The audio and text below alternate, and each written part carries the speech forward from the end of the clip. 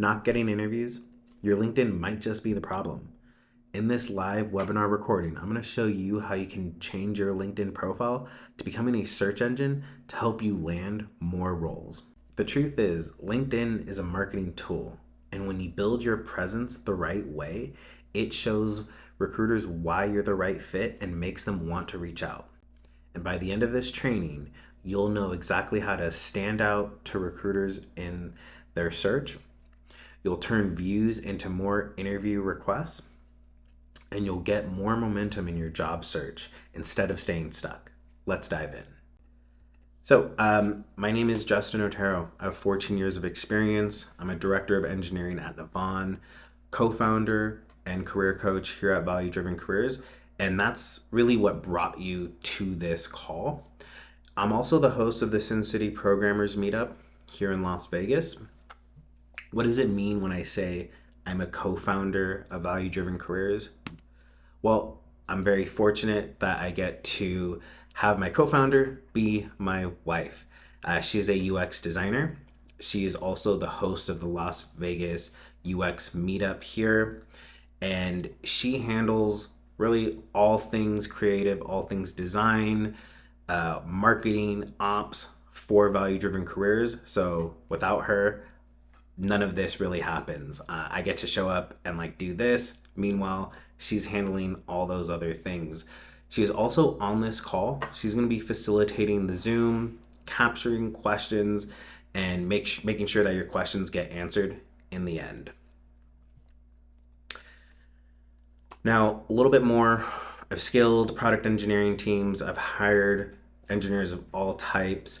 I've reviewed thousands of resumes and LinkedIn's. I've interviewed hundreds of candidates, and not just engineering, but all of my cross-functional partners. So that's all of our design org, product managers, and really a lot of you are experiencing all of the same challenges. Also, we invest in long-term and short-term rentals. We have rentals here in Vegas, Lake Tahoe. We're fully remote.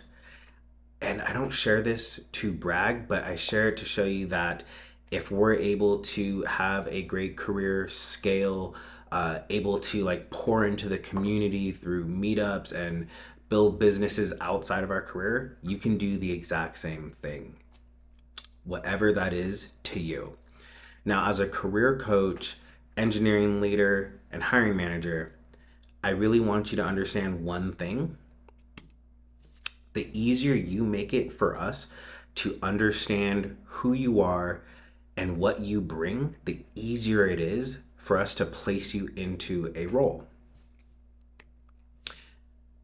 During this session, I want you to lock in, really focus in and reflect on how this applies to you, your situation, and be ready to take action. This isn't about gaming the algorithm or copying someone else's profile. Everything I coach is action oriented. It's going to be relevant to your goals, and it's going to be designed to be applied immediately.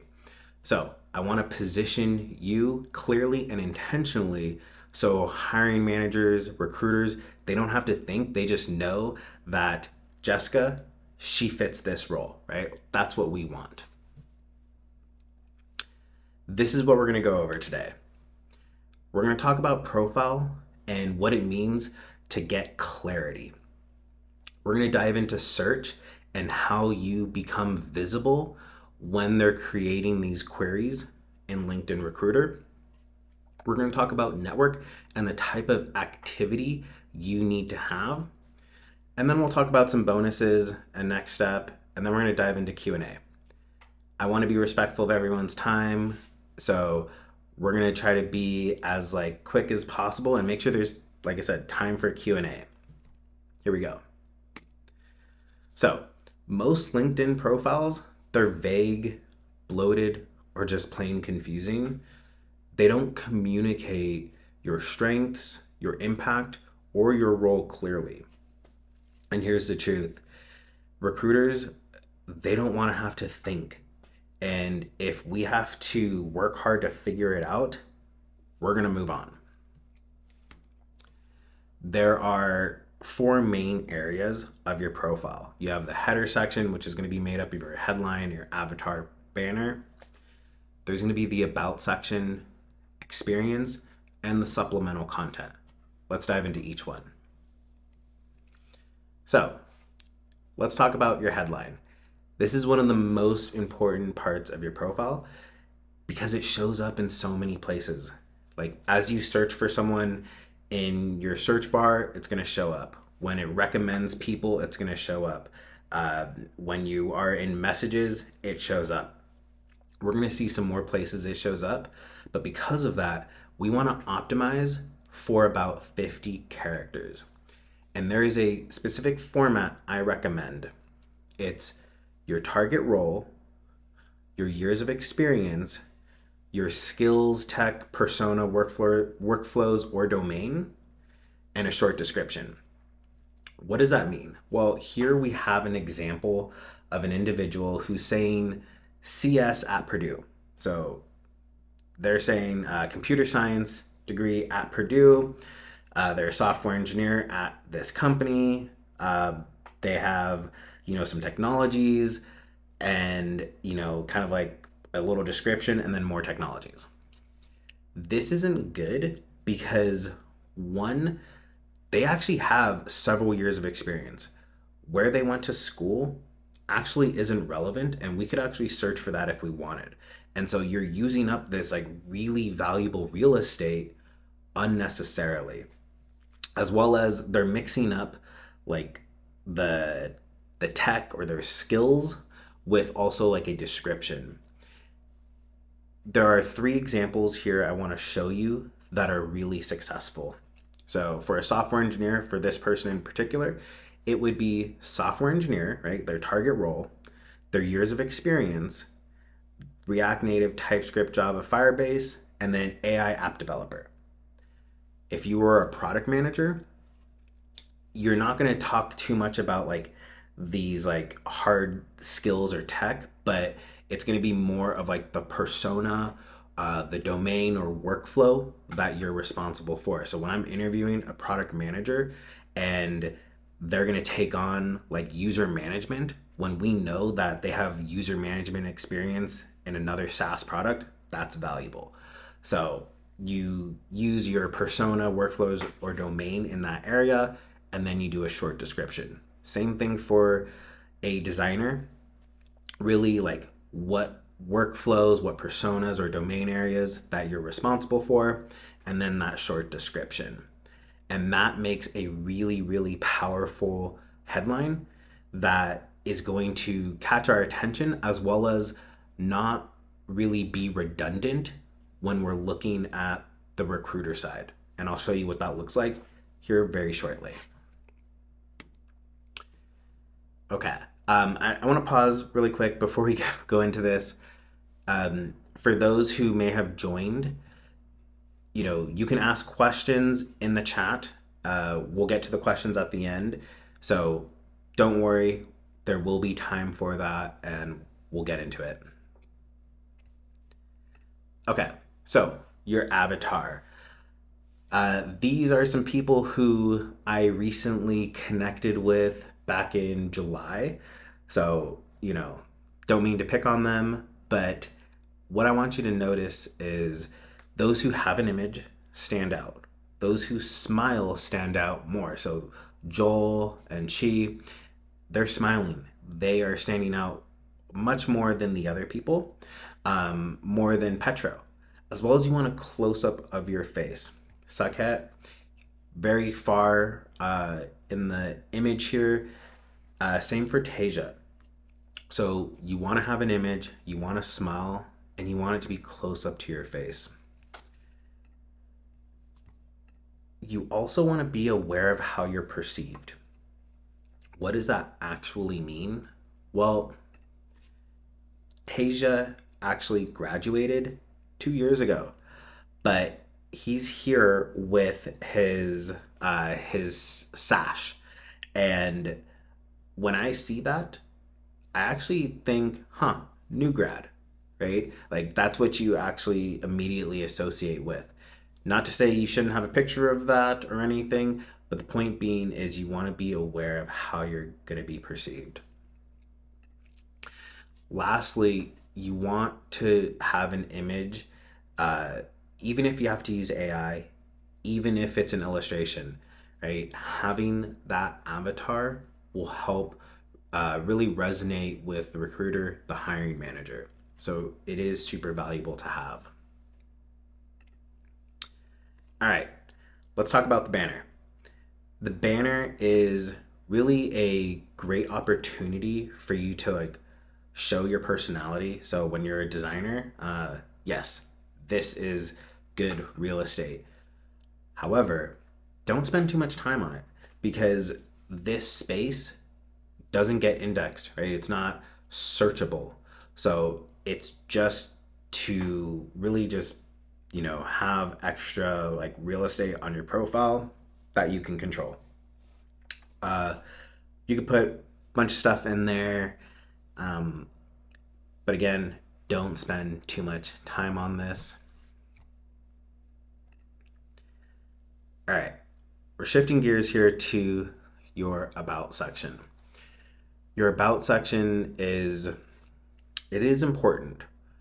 Understand though that it takes a lot of effort for someone to get to your about section. So when they get here, we want to assume that they're never going to click this see more button, right? We want to optimize for the 3 to 4 lines that are going to be shown here. You can actually attach skills to your about section, which I highly recommend because they're going to be relevant when we're querying for people in LinkedIn Recruiter. How you go about this and the format is your years of experience. Then you're going to add additional context about what you do. Depending if you're a more technical type of role, or if you're product design, you may lean more on responsibilities versus skills. Skills are like those technologies and skills that you have. Responsibility is going to be the workflows, personas, and domain expertise. Switching gears to experience. Experience is probably the most important part that is going to have a lot of meat to it, right? Where you can, it's like you're about, but like about for each role. This is where you want to spend more time. It's way more important than you're about, and we'll see how it gets highlighted in LinkedIn Recruiter.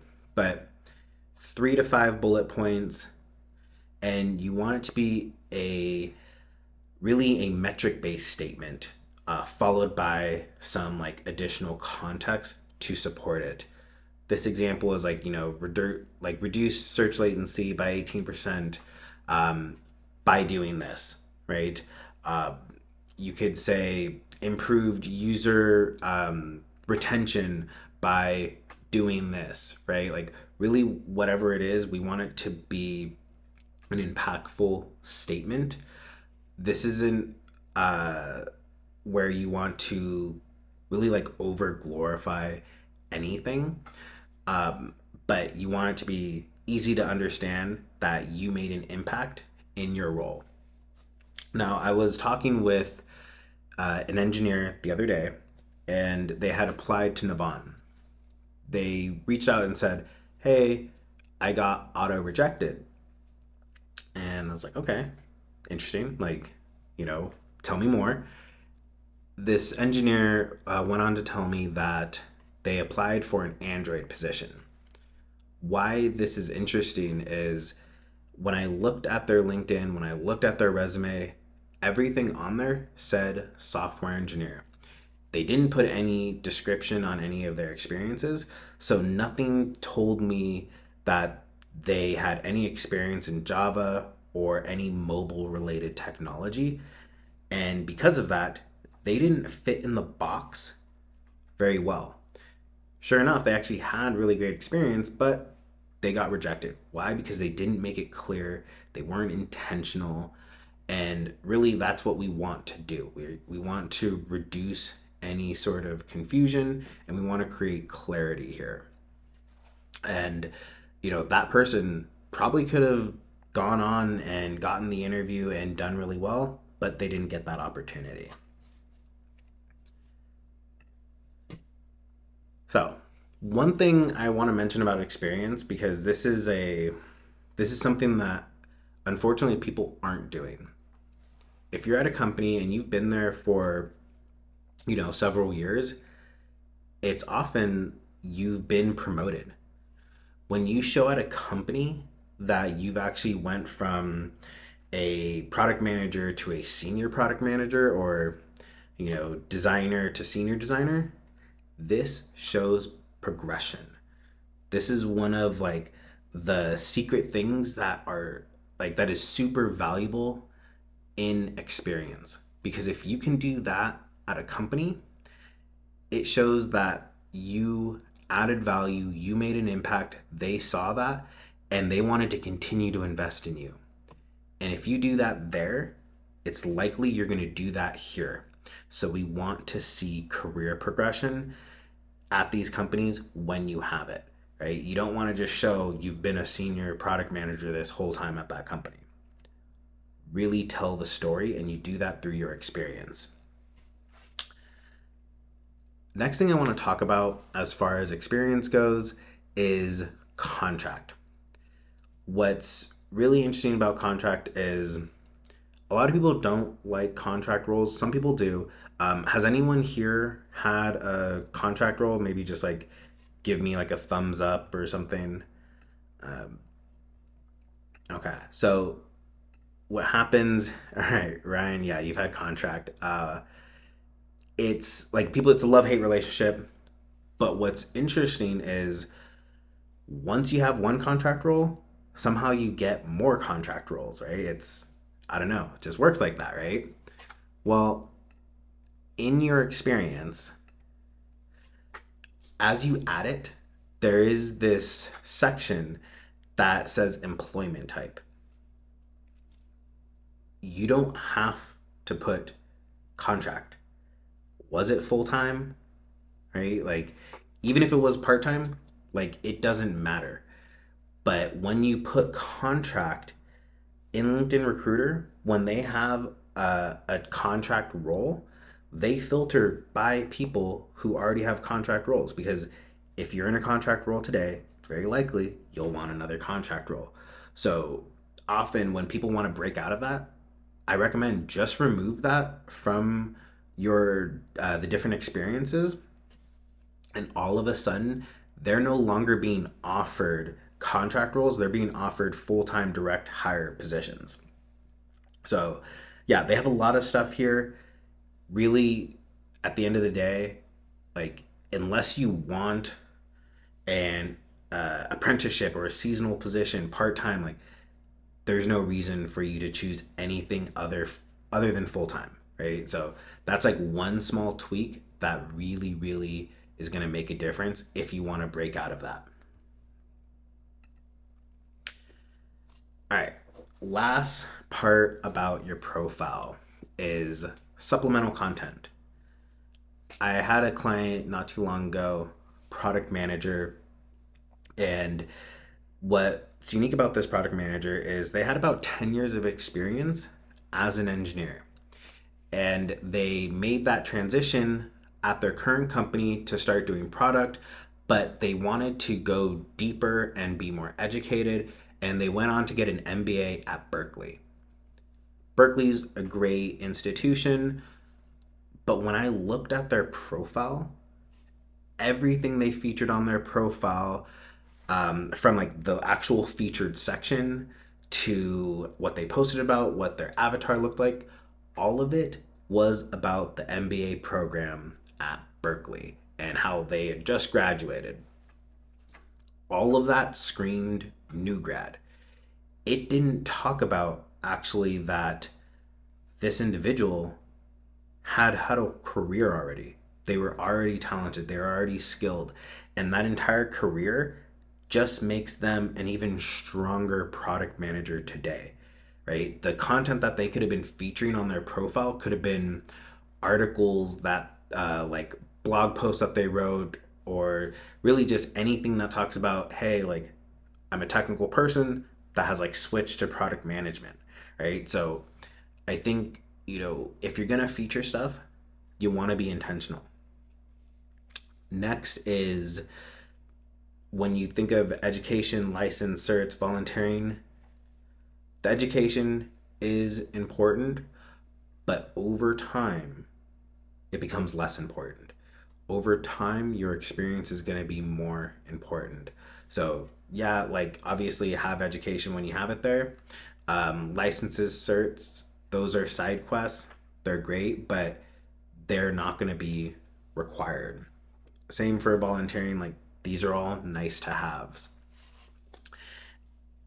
The other thing is, as a hiring manager, if I'm looking for this information, I've already probably spent way too much time on your profile, right? Like, I'm not going that deep. There are too many people that are like looking for jobs, and we have way too many resumes to already go through.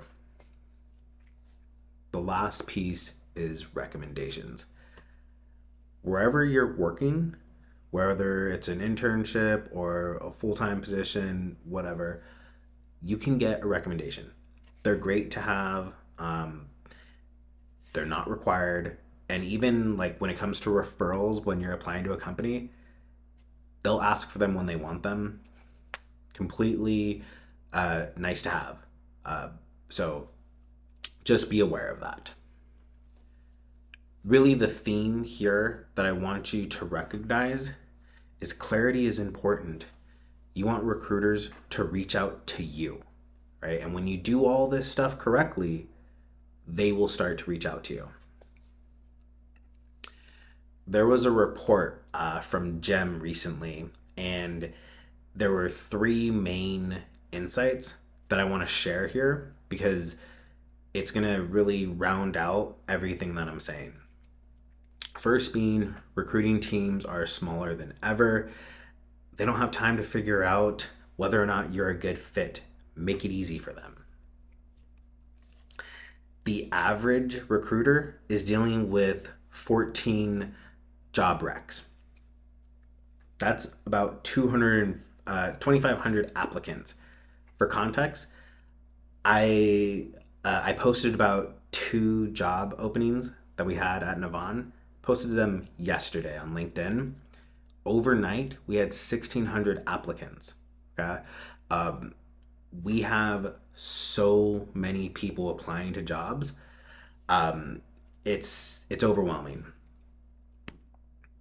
And this is the most important piece. Industry wide, sourced applicants are 5 times more likely to be hired, which means when a recruiter is searching for an individual role, that search query, the results that come from that, if you're in that batch, you're 5 times more likely to be hired than if you directly apply. Right? When you directly apply, you're getting ghosted. But when you can get a recruiter to reach out to you on LinkedIn or in your email or call you, that is really what we want. And you're going to be 5 times more likely to get that interview. So now's the time we look at search and how this is impacting the search results in LinkedIn Recruiter.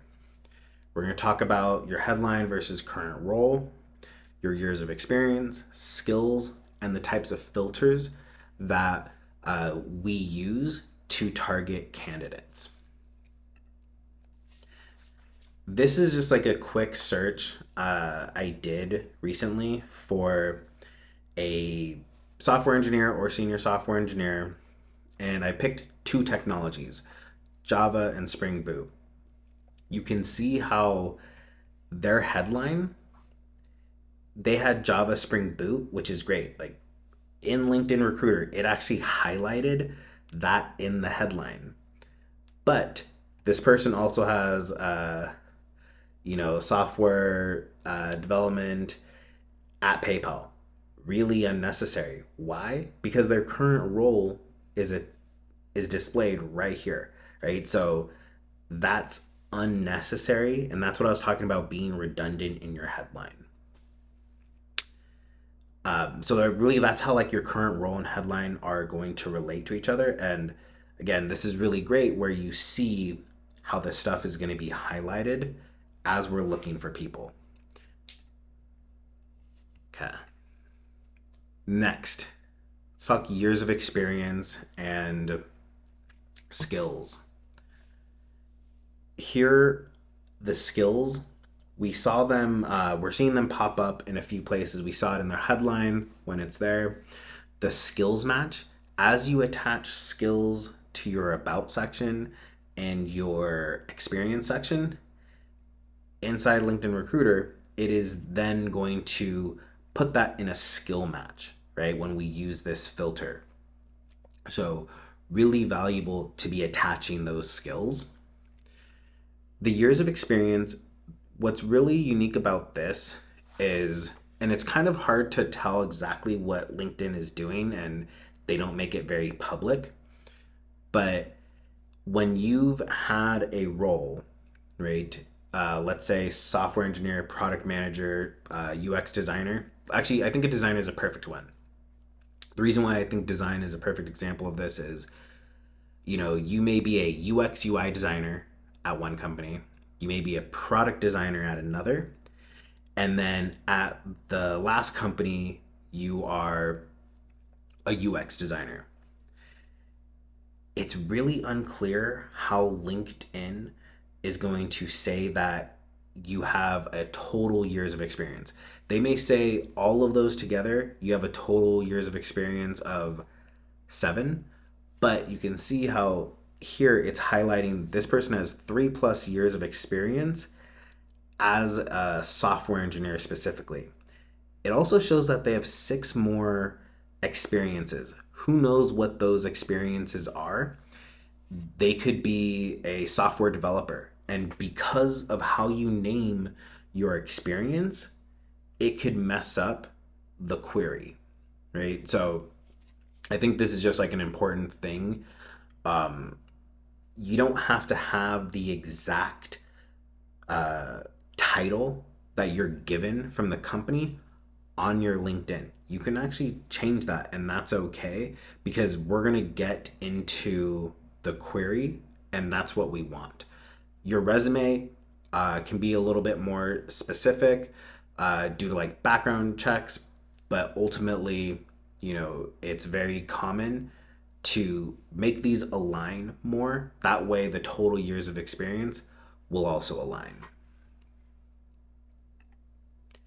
All right, let's dive just a little bit deeper. So, in here, when I click on a specific individual, I'm going to click on Tyler. Again, you see the title get highlighted. You're seeing keywords highlighted in the description. And that's why it's so valuable to make your experience these bullet points that call out, hey, I've done these like things, and then you show your skills or the domain workflows personas that you're doing. So when we're searching and we dive deeper into a candidate to get a little bit more information, LinkedIn is going to highlight and surface that information to us and make it very easy for us to connect these dots. Yeah, and like when I look at their experience at JP Morgan Chase, there's a whole lot of things there and not a lot's being highlighted, right? Obviously, I didn't have a lot of keywords and stuff in my search, but you can see that it's very valuable to really get as much visibility in LinkedIn Recruiter as possible. These are some of the core filters that we use. Title, skills, location. If you're looking for a job in your local market, you should use your location. If you're in Chicago and you want a job in New York, change your location to New York, you get to deal with uh, really the relocation at a later time. And many companies, they're going to pay for relocation, or you can relocate if you get the job. But we do use location very frequently when we're looking for candidates. It's very difficult when you have such a wide pool and we're looking uh, across like an entire United States, for example. So you can use location to your advantage. We do years of experience, at current company as well as total years of experience. When we say at current company, this is important because we know people don't stick around for too long. So if you've been at a company for 2 years, it's likely you might be looking for a change. Lastly, education. Remember how I said, in that one example, that person put CS at Purdue? Well, if we were really interested at like a college that's local to, the company, we would actually just filter for it. So if we were looking for people in Las Vegas, we would be searching for people that went to UNLV, right? Because proximity. So again, we can filter for those things when it matters. And then we actually even use the company filter. So when people get laid off, that's okay. We will actually search for everyone who works at Microsoft, because what we know is people who worked at Microsoft, they probably got laid off or they feel uncomfortable with the layoffs. And so we'll target by company also. All right. I think they have like 50 filters. They have so many filters, but I do want to just show you the employment type filter. There was a total of like 8,000 people in the search that I had. But if I was hiring for a contract position, this really reduces my search because I can say I'm looking for people who are already contracting, and that's 1,400 people. And this is where really like that employment type gets people caught in the contracting cycle. So I just wanted to really like highlight that in particular. Okay, how are we doing? We're doing good on time. Now, they have these last few filters as tabs in the search. You can see where I mentioned there are 8,000 people, but there's this special filter here at the end called interested in your company. There are two ways where you kind of like get into this bucket. You have followed the company or interacted with the company's content on LinkedIn. So, company makes a post, you like it, or you're actually following that company. And the second way is you've selected I'm interested in future roles. There are 8,000 people in this query. I'm going to jump right to this last filter. Why? Because it's not 8,000 people. It's 250 people who've already expressed interest in our company, right? So this puts you in a totally separate category, and it's a passive thing. So it's super easy to do. How do you do that? Well, when you go to apply to a job on LinkedIn and you scroll to the bottom to the About the Company section, there's this nice little button that says, I'm interested. And that's all you have to do. You either follow a company or interact with their content, or when you're applying for a job, you actually don't even have to apply for the job. You just mark the I'm interested, and that puts you in your own unique category on LinkedIn Recruiter. So, super, super valuable to do that. Well, this wraps up really the search and sourcing part of um, really like, I guess, this webinar. We're going to shift gears now to a bit of networking. There are two parts about the network within LinkedIn. We're going to talk a little bit about strategy and the metrics that you want to keep an eye on. So, when it comes to strategy, you want to be really intentional with who you're connecting with. However, you do want to have a certain number of connections. The minimum you want to have is 500. The reason is it shows that you've been on the platform for a while. It's free to connect with people. People are connecting all the time. And the reason why you want 500 is because that's what it caps at. Anything after 500, it just says 500 plus connections. You could have 501 and it'll show 500 plus. You don't need thousands or anything, but you want to have at least 500 because it shows you've been there for a while. Of course, be intentional with who you're connecting with. Connect with recruiters, hiring managers, other designers, product managers, engineers, whoever's at these companies you want to be at, or really people sharing the content that you like. Next is direct messaging versus commenting versus articles. Have any of you been ghosted on LinkedIn? Maybe you've sent a message to someone with a resume and like, I'm really interested in this role, hire me, and they just ignore you. Well, honestly, I ignore people all the time, and it's not because I want to, but it's because there are so many people reaching out, and I may have even ignored one of your messages. The problem is direct messages, they can be ignored, right? Nobody sees them. But when it comes to a comment, what's unique about a comment is everyone sees it. Not only does the person whose content you commented on, but it starts to show up in other people's feeds as activity, and it starts to get impressions. And as you show up in more feeds, as you get more impressions, that's more traffic on your profile. So it's really valuable, and a comment is difficult to ignore.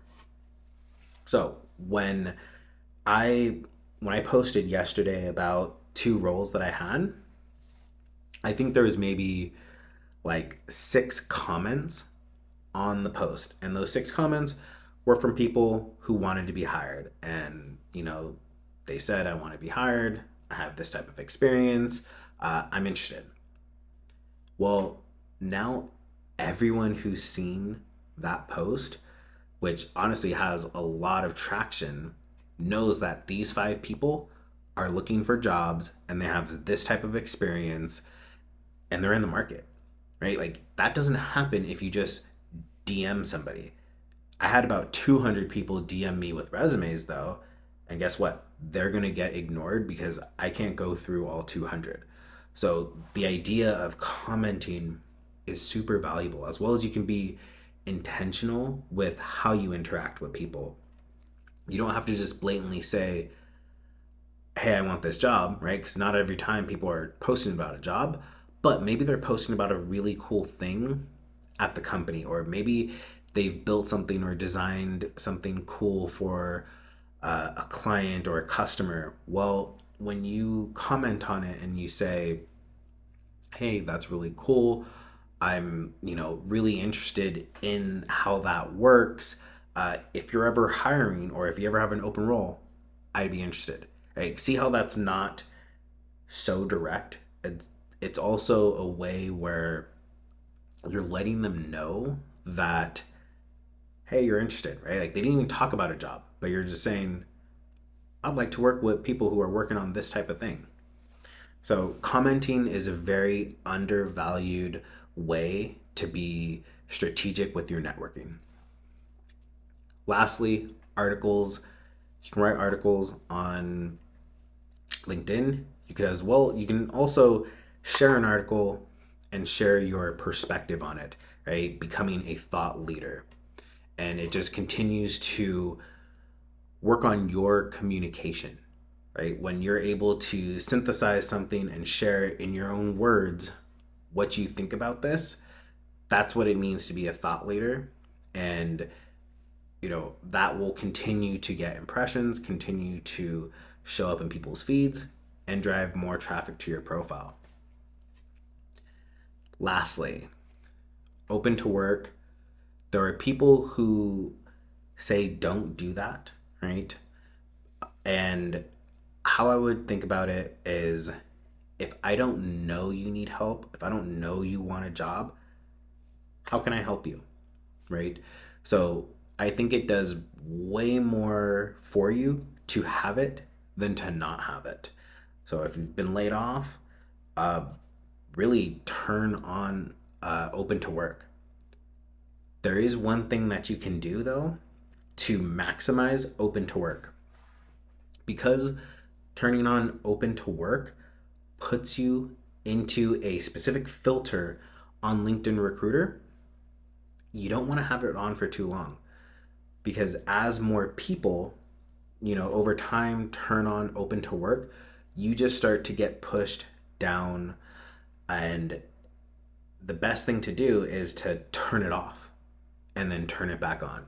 So turn it off for a couple days, turn it back on, and then immediately you're on top of the stack again. So yeah, like, I recommend putting open to work on, but have it on for 2 week period, turn it off for a couple days, and then turn it back on. And doing that is going to make a huge difference, because like I said, you're going to be at the top of the stack.